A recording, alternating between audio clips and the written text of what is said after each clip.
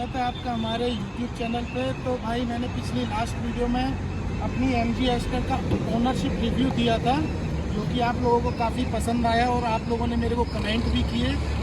तो कुछ लोगों का जो हमारे सब्सक्राइबर हैं उनके हमारे पास कमेंट आए थे कि आप हमें इसके बारे में जो इसकी प्रॉब्लम्स हैं उसकी सारी जानकारियाँ दें, जो इसमें दिक्कतें आ रही हैं वो अच्छे से डिटेल में समझाएं। तो आज मैं फिर से एक बार आपके सामने इसकी जो दिक्कतें आती हैं MG एस्टर की, उसकी सारी दिक्कतें आपके सामने लेके आया हूँ।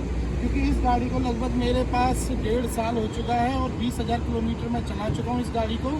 तो आज मैं इसकी सारी जो प्रॉब्लम्स हैं उनके बारे में बात करूँगा। और अगर आप नई जो गाड़ी ख़रीदने की सोच रहे हैं MG की, तो ये वीडियो आपको बहुत मदद करेगा कि आपको ये गाड़ी लेनी चाहिए या नहीं लेनी चाहिए।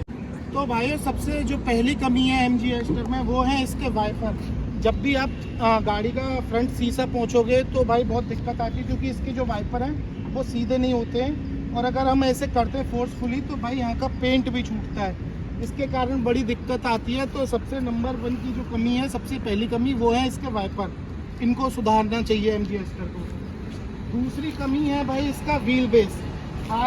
इसका जो व्हील बेस है वो क्रेटा और सेल्टोस से कम है और ये उन्हीं से compete करती है। तो इस कारण जो इसमें पीछे जो 3 पर्सन बैठते हैं उसमें जो बीच वाला पर्सन बैठेगा उसका थोड़ा सा स्पेस की दिक्कत होती है।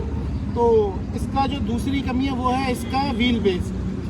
अब मैं आपको दिखा देता हूँ इसका अंदर का भाई जो लेग स्पेस है बैठने वाला, वो दिखा देता हूँ। तो देखिए आप, मेरी हाइट है 5'9", तो मेरे को स्पेस तो काफ़ी मिल जाता है, लेकिन जो थाई सपोर्ट है भाई वो बहुत कम मिलता है, जिसके कारण जब हम कहीं बाहर जाते हैं, लंबे टूर पे जाते हैं, तो भाई बहुत दिक्कतें होती हैं। तो इसका जो थाई सपोर्ट है वो काफ़ी कम है। तो एक MG एस्टर को ये भी थोड़ा सा देखना चाहिए, क्योंकि बहुत बड़ी गाड़ी है लेकिन जो थाई सपोर्ट है वो काफ़ी कम है। तो अभी इसका मैं चौथा और मेजर इशू आपको बताऊंगा, जो कि भाई MG एस्टर मुझे बहुत दिक्कत आती है पर्सनली, और आप लोग अगर ओन कर रहे हो तो आपको भी बहुत दिक्कत आएगी। तो जो चौथा और मेजर इशू है वो है भाई इसका इंफोटेनमेंट सिस्टम। हम गाड़ी स्टार्ट जैसे ही करेंगे ये लैग करेगा भाई। आपको मैं कैमरा मैन से कहूँगा दिखाएं जरा, जैसे ही मैं गाड़ी वो करूँगा, चालू करूँगा, वो लैग करके चालू होगा, ये देखिए।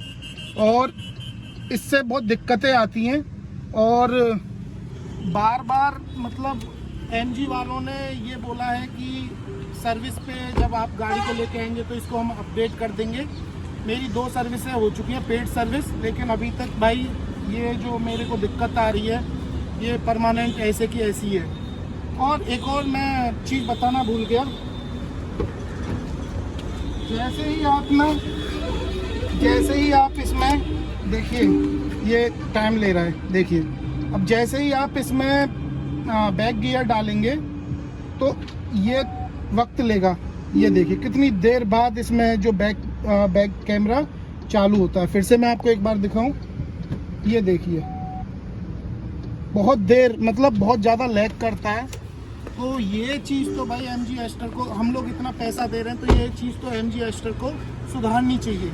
और भाई जो इसका एक और जो मेरे को दिक्कत आ रही है पर्सनली, तो भाई जो इसका पिकअप है वो काफ़ी कम है। मतलब मैं थोड़ा सा रश ड्राइविंग करता हूँ तो मेरे उम्मीदों पे ये खरी नहीं उतर रही है। इसका पिकअप इतना कम है कि मतलब मेरे को एक बार सोचना पड़ता है कि मैं किसी गाड़ी को ओवरटेक करूँ तो थोड़ा सा सोचना पड़ता है कि ओवरटेक हो पाएगी भी कि नहीं हो पाएगी। तो भाई जो इसका पिकअप है वो भी थोड़ा सा आप लोग कैसे इंक्रीज कर सकते हो वो आप देखिए, थोड़ा सा इंजन वगैरह में थोड़ा देखिए, पावर डालिए, तो इसका जो पिकअप है वो थोड़ा सा कम है जो मुझे लगता है। बाकी का जो बोलते हैं इसका जो CVT इंजन है उसमें भाई जो पिकअप है वो काफ़ी अच्छा है। तो जो मैंने ये 1.5 लीटर का एस्पिरेट जो इंजन यूज़ कर रहा हूँ भाई, इसमें पिकअप कम है। तो एक ये भी मेरे लिए थोड़ा सा नेगेटिव पॉइंट है। बात करें एवरेज की, तो बहुत से ओनर भाई इसको ये लेके कहते हैं कि ये जो एवरेज है हाईवे पे भी 13-14 का देती है, लेकिन भाई ऐसा नहीं है। मैंने इसको पर्सनली यूज़ किया है, हाईवे पे तो ये 18 से 20 का भी मैंने इस गाड़ी से निकाला है एवरेज, लेकिन सिटी में भाई ये 10-11, इससे ज़्यादा देती नहीं है भाई एवरेज। तो थोड़ा सा ये भी प्रॉब्लम है, तो इस चीज़ को भी थोड़ा सा सुधारना चाहिए। बाकी का एक और चीज़ मैं आपको बताना भूल गया, मैं इसकी जब सर्विस कराने गया था लास्ट टाइम, तो भाई मैंने उनसे ये पूछा कि जो इसका जब हम बैक गियर डालते हैं तो वो थोड़ा सा टाइट क्यों डलता है, मतलब जब आप इसका बैक गियर डालेंगे तो वो थोड़ा सा टाइट डलेगा।